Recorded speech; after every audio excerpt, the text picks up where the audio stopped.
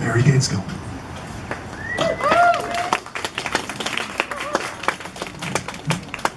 Thank you. Am I in a good place on the mic? Sounds good. Works for you? Okay. Well, I feel I owe you an explanation. My voice is really, either I'm really sick or I'm allergic, but my voice is completely screwed up. And my throat was swollen. And a really well-meaning friend of mine helpfully offered me some of her very legal medical marijuana. She said it was just a tiny sliver. It looked kind of big to me, but I said it was just pot, and I ate it, and I am really fucked up. I mean, my leg is here on this chair because I'm not sure I can successfully stand up. So, because of these impairments, it may not be my most powerful performance, but I thank you for being here, and I'll do my best.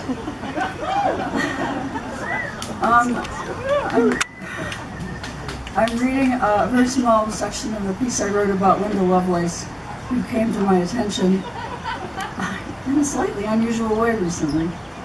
So I'm just reading for that. Icon of freedom and innocent carnality. Icon of brokenness and confusion. Icon of a wound turned into or disguised as a pleasure source. Icon of sexual victimization, sexual power, irreconcilable oppositions. Icon of 1970s America. Icon of every woman. And just another skinny white girl with average looks and a little flat voice. A type you barely notice, even if some version of her is everywhere. I saw Linda Lovelace in Deep Throat because my boyfriend was a projectionist at a hippie film co-op. It was 1972 and I was 17. My boyfriend was 25 and neither one of us was interested in porn, which we thought of as a corny old person thing. But Deep Throat, an X-rated comedy about a woman whose clitoris is in her throat, was supposed to be something different. And we were curious, and eventually won over by the film's dirty goofballery. She just seemed to like it so much, said my boyfriend, and his voice was not salacious as much as tickled. I liked the movie too. It was funny. But liking and arousal are very different. I was not excited by Deep Throat.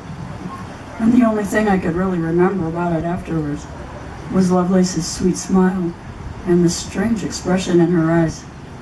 A look that I could not define and still can't. A look that was not happy, yet which seemed to go with her smile. I was, however, wildly excited by the next movie I saw at the co-op, a film that on the face of it has nothing in common with Deep Throat, but which remains in my imagination weirdly linked with the porn comedy. It was Carl Dreyer's The Passion of Joan of Arc, an emotionally stunning silent film made in 1928 about the persecution, psychological torture, and death of an inexplicably, helplessly powerful 19-year-old girl.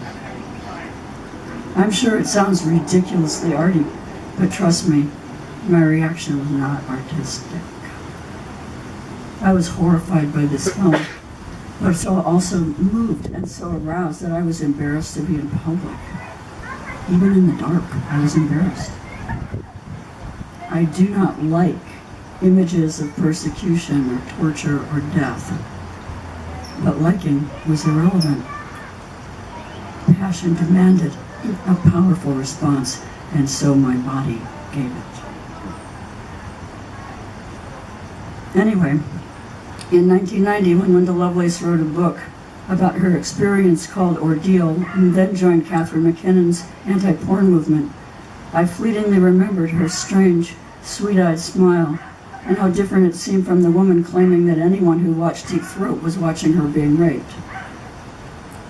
I was vaguely sad, but not surprised. It seemed just one more piece of senseless shit flying by.